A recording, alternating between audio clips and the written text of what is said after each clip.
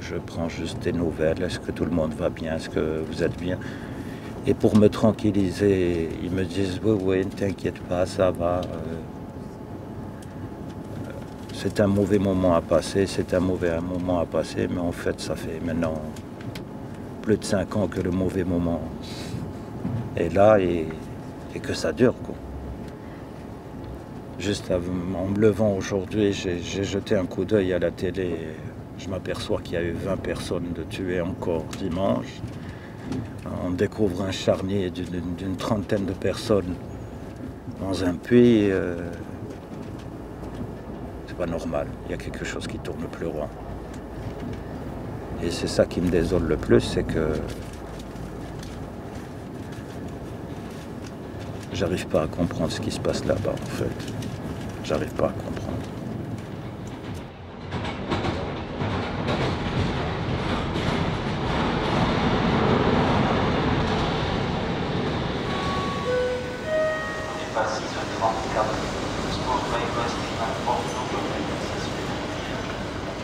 Cet homme, perdu dans la foule de la gare de Midi, n'est pas un citoyen tout à fait comme les autres. Algérien, vétérinaire, il a exercé son métier pendant 13 ans dans son pays. Aujourd'hui, il est en Belgique et il va tous les jours à l'université de Liège pour refaire 3 années d'études. Son diplôme algérien, en effet, n'est pas reconnu ici. Il est marié à une Belge et il a 2 enfants, 2 garçons de 7 et 8 ans. Une petite famille apparemment banale, apparemment heureuse. Pourtant, l'histoire de cette famille a basculé il y a 5 ans. Abdelrahim Laoufi n'était pourtant militant d'aucune cause. Cela ne l'a pas empêché un jour de décider de tout quitter pour venir en Belgique. La vie en Algérie était devenue impossible pour sa famille. Ça va bien, Annie? Ça va. La santé? Oh, ça va très bien maintenant. Enlève ta serviette. Voilà, tes doigts. Dites-moi vos enfants, c'est très important pour vous, j'imagine. C'est le centre de ma vie. Si je suis là aujourd'hui, c'est un peu pour eux. J'ai eu tellement peur à un moment donné de ma vie. J'étais tellement stressé à l'idée de sortir et de revenir et de ne trouver quelque chose chez moi que j'ai préféré tout abandonner pour eux. En fait, c'est le centre de ma vie. C'est pour eux que vous êtes parti, finalement. En fait, c'est pour eux. Parce que personnellement, je n'ai pas été menacé directement. J'avais des amis qui étaient aussi bien d'un côté, donc qui étaient islamistes, et je connaissais des gens qui étaient dans l'État. Les gendarmes étaient mes amis. Les islamistes, c'était leur façon, leur point de vue, mais ils ne m'ont jamais touché ni de près ni de loin. Donc j'avais ma vie. Ma vie se limitait à mon travail et à ma famille. Mais je vivais plus pour ma famille, en fait. Et à un moment donné, j'ai eu tellement peur. Parce que le côté sécuritaire a été tellement...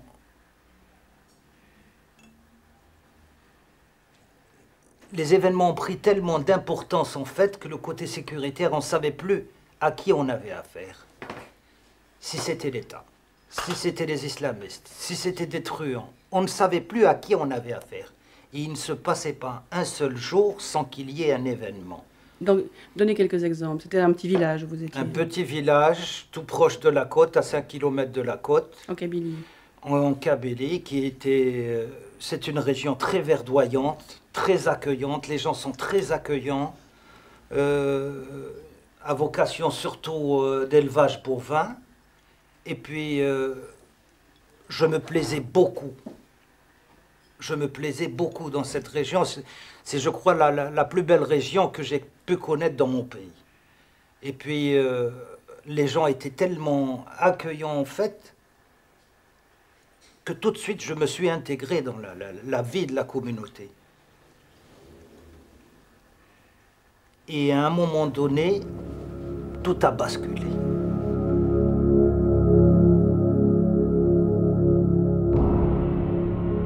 Tout a basculé, cela veut dire, même dans cette campagne paisible, la violence et la terreur aveugle. Frustrés de leur victoire électorale en 92, Les islamistes sont passés à l'action, mais aujourd'hui, plus personne ne s'y retrouve. On a retrouvé des jeunes du contingent, donc des jeunes qui faisaient leur service militaire égorgés, jetés, tout proche du village. Un jour, je me lève le matin, je vais à l'abattoir, je trouve 2 jeunes filles égorgées. Je vais un autre jour faire de l'essence. Le pompiste qui tremblait, il me disait, écoute, je ne peux pas te remplir l'essence, va-t'en, il y a des cadavres dans le fossé. Vous connaissez des gens qui pendant 7 ans vous paraissent normaux, c'est de simples paysans, et puis du jour au lendemain, vous apprenez qu'on les a abattus. Pourquoi? Personne ne le sait. En fait, les voyous ont trouvé leur compte, les voleurs trouvaient leur compte, je dirais les intégristes ont trouvé leur compte, tout le monde a trouvé son compte là-dedans. Et trouve toujours son compte. Et trouve toujours son compte, le seul qui paye, c'est le peuple.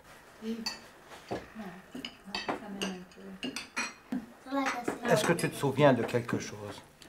Oui, quand on était dehors, on jouait avec Diana, alors à un certain moment, on a entendu des coups de feu et on voyait comme ça des éclairs dans les montagnes. Douf, douf, douf. C'était dégoûtant. Et alors on pleurait, et papa était parti dans les montagnes, alors on pleurait, on se disait, maman, il est où, papa, il est où, papa? Alors il est revenu le soir et on a dit, ouf, parce qu'il croyait qu'il allait être tué par un terroriste. Oui, au niveau sécuritaire, c'était toujours ce problème-là. On a tenu le coup jusqu'en 94. Et pour les enfants qui étaient habitués à aller jouer dehors, puisque là-bas, la vie est principalement... les jeux des enfants se passent dehors, et même la vie de l'homme, en fait, c'est dehors. Et c'était plus possible pour eux. Donc les 2 derniers mois, nous les avons vécus à la maison, volets fermés, sans faire de bruit, sans radio, sans écouter les infos à la limite, parce qu'on aurait pu dire « Ah, elle s'intéresse à quoi ?» Et même pour mon mari qui allait lui faire des soins dans la montagne, c'était une angoisse permanente. Est-ce qu'il allait rentrer? Est-ce qu'il n'allait pas rentrer? Et j'étais tout le temps stressé. Et un soir, il y a quelqu'un qui vient toquer à la porte. Il était 22 h, il faisait nuit noire et c'était le couvre-feu. Ça toquait, ça toquait, ça toquait. J'ai entrouvert juste un petit peu la fenêtre et j'ai dit oui. Il me dit j'ai une vache malade. J'ai dit d'accord. Parce que j'avais l'autorisation des gendarmes à partir du moment où c'était juste dans le village, je pouvais à la limite me déplacer. Du fait que le cheptel coûte cher et que perdre une vache pour un éleveur, et comme c'est des petits éleveurs, c'était quand même catastrophique pour eux. J'ai dit d'accord, il n'y a pas de problème, je viens avec toi, mais montre-toi. Et j'avais beau insister, la personne ne s'est pas montrée. Et donc là, vous êtes dit... Ah là, là j'étais certain, parce qu'il m'est arrivé plusieurs fois des petits trucs. Vous ne saviez plus tenir. Moralement, c'était intenable. Vous assistiez à des exécutions devant vous, donc vous n'êtes pas partie prenante, mais vous assistiez quand même à des assassinats devant vous. Et vous ne savez jamais qui tue qui? Qui tue qui? C'était du n'importe qui. C'était vraiment du n'importe quoi. Vous connaissiez les gens qu'on tuait et qui tuait? Mais ça, c'est clair. Ils se connaissaient entre eux. Il y avait des étrangers qui venaient, qui ne savaient pas, on ne savait pas qui c'était. Tout le monde disait n'importe quoi. Donc ça avait pris, c'était vraiment de la psychose. À un moment donné, c'était de la psychose.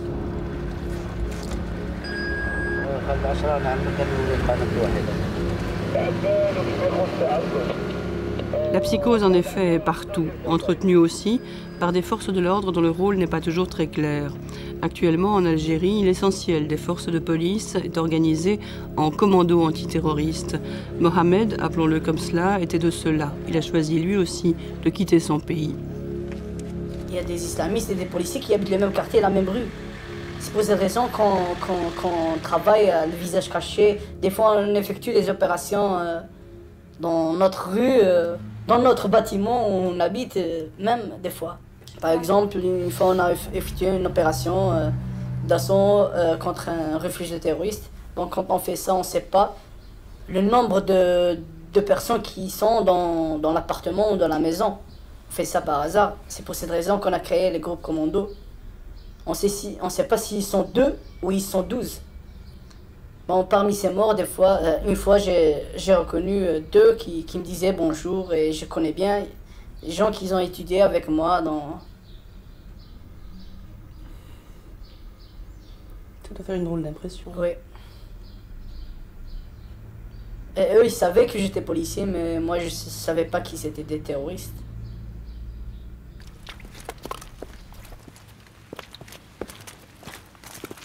Mohamed s'était engagé dans la police à 18 ans et demi par idéal, pour servir. Il s'est retrouvé pris dans un jeu sanglant qui l'a fait fuir. Aujourd'hui, sa demande d'asile politique a été refusée par la Belgique. Il a introduit un recours devant le Conseil d'État. En attendant, il est clandestin et il n'est pas question pour lui de revoir l'Algérie. Même si tu es un élément qui travaille avec l'État, vous n'êtes pas protégé. Exemple, d'ailleurs, vous avez eu... Ouais, exemple, j'ai subi 2 tentatives d'assassinat. Et ils n'ont pas bougé, ils n'ont rien fait. J'ai dû me débrouiller tout seul. Mohamed a préparé sa fuite pendant 1 an. Et même s'il garde quelques souvenirs de sa vie passée, pour lui, c'est vraiment du passé. L'avenir, il n'ose pas trop l'évoquer, le passé non plus d'ailleurs. Il n'est pas sûr, dans sa brève carrière de policier, de n'avoir combattu que des terroristes islamiques. On comprend pas, on comprend rien. Je doute, on a tous des doutes que d'autres services de sécurité attaquent d'autres services de sécurité qui travaillent tous les deux pour le même gouvernement qui est le gouvernement algérien. Qu'est-ce qui se passerait si vous disiez « je démissionne, j'en ai marre de vos méthodes, je ne veux plus faire ce métier » Tu obtiens pas la démission, le licenciement, et tu as tous les soupçons qui sont sur toi. Par exemple, il y a des policiers qui sont, je m'excuse pour le thème, ils se sont tirés comme ça, avec leur arme, avec leur plaque, avec tout ce qui a de dotation. Ils ont maintenant une étiquette comme quoi ce sont des terroristes. Hein. Donc ils sont menacés des 2 côtés. Hein. Il est de côté.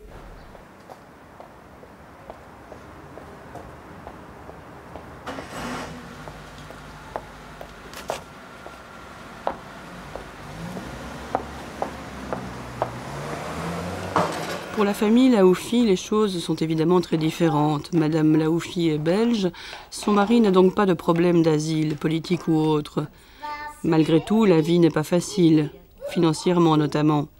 En attendant que son mari puisse reprendre son métier de vétérinaire et pour arrondir des fins de mois assurées par ailleurs par le CPAS, Madame Laoufi travaille comme auxiliaire d'éducation dans une école maternelle de Bruxelles. Le nez. Très bien. Et là, c'est la bouche. Elle est là, ta petite bouche. Là, la bouche. Tu vois, c'est tout ça, la bouche. Et là, le nez. Dis, tu peux enlever ta main, tu sais. Enlève ta main. Mais ce travail n'est fait que d'intérim et surtout, il est clair que dans sa tête, Madame Laoufi est restée en Algérie. Vous avez eu des menaces précises, je ne sais pas, par téléphone ou par écrit? Non, pas de menaces précises, mais mon mari a eu beaucoup de questions, on lui a posé énormément de questions. Tiens, ta femme est toujours là, qu'est-ce qu'elle fait là? Tu devrais la renvoyer. Et chaque fois qu'il se rendait, mais est-ce qu'elle est toujours là? J'étais venue faire un petit séjour en Belgique et il était question que je reste ici, mais finalement... Mon mari m'a dit non, tu rentres, il n'y a pas de danger. Et quand les villageois ont vu que j'étais là, effectivement, on a dit non, il faut qu'elle reparte. C'est pas la peine qu'elle reste ici, quoi. Pour les enfants, ça se passait comment? Ça n'a pas dû être facile non plus pour eux? Surtout pour l'aîné. Lui, en fait, ça a été plutôt difficile parce que il avait très peur. Et... Quand on est arrivé ici en Belgique, c'est vrai que j'ai bien vu qu'il a subi quand même un traumatisme, étant donné qu'il n'osait plus évoluer seul. C'était son petit frère qui devait l'accompagner à la toilette, qui devait l'accompagner finalement dormir ensemble. Il avait très peur de dormir seul. Et là, j'en ai parlé donc à la psychologue de l'école, qui finalement, elle a pu éclairer ces petits problèmes. Et par des dessins, à travers ces dessins, on a vu qu'effectivement, il a subi donc quelque part cette violence. Oh, comme ça, quand il a fait mes Qu'est-ce que tu préfères, l'Algérie ou la Belgique? Toujours l'Algérie. Toujours l'Algérie. J'adore les deux. J'adore les deux. Parce que c'est aussi le pays de ma maman, la Belgique, et parce que j'ai des copains là. Et j'ai ma famille qui est là et en Algérie aussi. Alors j'aime bien les deux pays et j'ai aussi mes copains en Belgique et les copains en Algérie. Alors c'est pour ça que j'aime bien les deux. Et toi, Mehdi, pourquoi tu préfères l'Algérie? Parce que il y a le soleil, il y a la plage, aussi il y a mon cousin, ma famille. Ici aussi il y a ma famille. Et j'aime bien beaucoup ma famille. Parce que je ne l'ai pas vu depuis très très longtemps. Depuis que j'étais tout petit, je ne l'ai pas vu, le dinosaure. La regarde. Regarde comment ils croyaient, les gens, que c'était un comme ça, un iguanodon. Regarde pas, ça fait grand par rapport à mon doigt. 1, 2, 3, 4, 5, de 30 cm. Il a 12 os de 30 cm.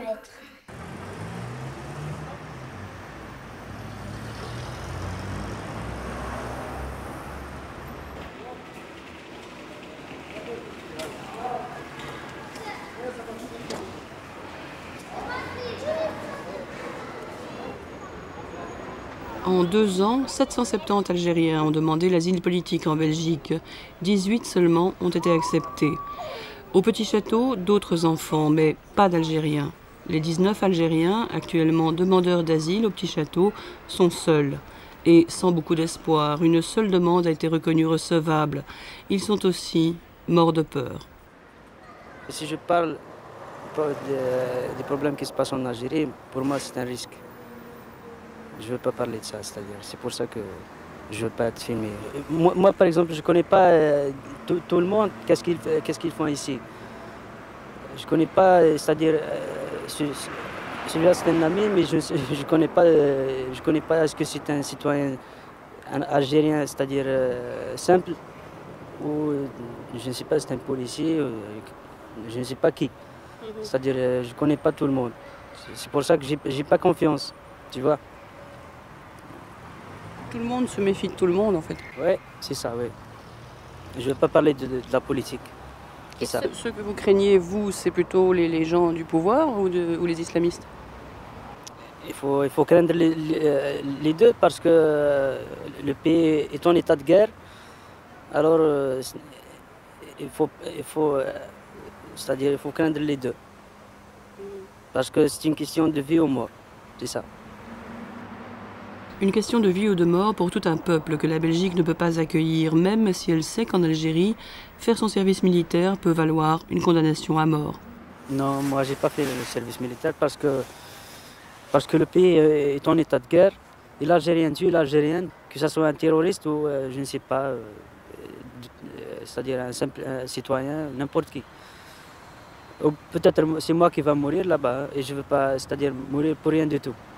Dans une guerre civile comme ça, je peux pas prendre les armes. Pour défendre le pays, mais pour tuer les Algériens, je ne peux pas faire ça. Moi, je ne peux pas faire ça. Je vais quitter le territoire. Mais vous serez toujours clandestin? Sans destin, oui. Clandestin. Ah, oui, clandestin, oui. Donc vous allez faire quoi? Vous allez attendre que ça se calme un peu là-bas et puis essayer d'y retourner? Oui, si ça se calme, moi je suis prêt de retourner chez moi parce que ici je n'ai rien. Ici, je ne vais pas rester comme ça. C'est une misère. Clandestin, je ne travaille pas, il n'y a rien, c'est-à-dire. Mais si le pays se calme, moi je suis prêt de revenir maintenant. Je n'ai rien à faire ici.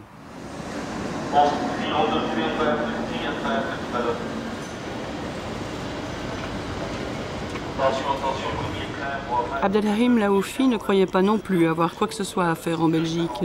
C'est par la force des choses qu'il se retrouve tous les matins sur les quais de la gare du Midi. Je voyais la situation perdurer, donc il n'y avait pas d'amélioration, il n'y a toujours pas d'amélioration. Et j'ai pris l'initiative de reprendre mes études parce que mes enfants se sont intégrés. Oui, donc maintenant vous voulez exercer votre métier d'ici? Maintenant, je veux exercer mon métier en fait, parce que l'avenir, je ne sais pas ce que me réserve l'avenir.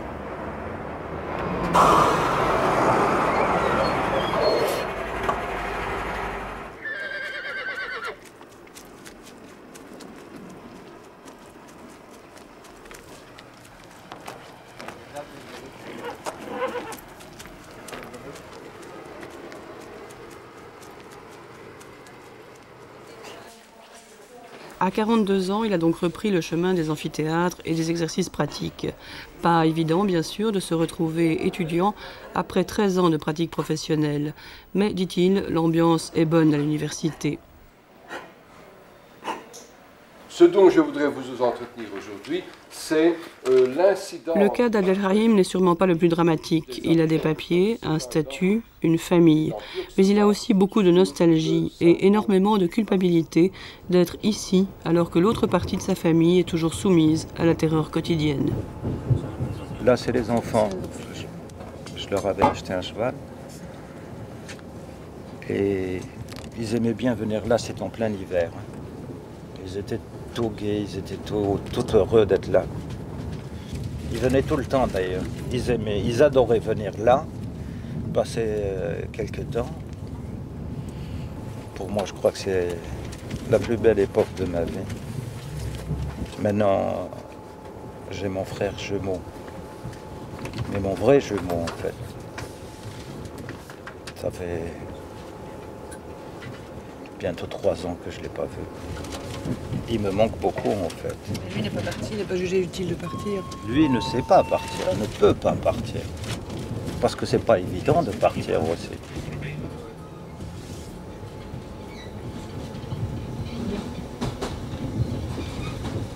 L'Algérie pose un problème particulier au droit international en matière d'asile politique. Quand toute une population est menacée de mort, les règles habituelles ne s'appliquent plus. Des projets sont à l'étude pour accorder aux Algériens, comme en son temps aux Bosniaques, un statut de protection temporaire. En attendant, clandestins ou non, ils sont des centaines à ne pas savoir ce que leur réserve l'avenir.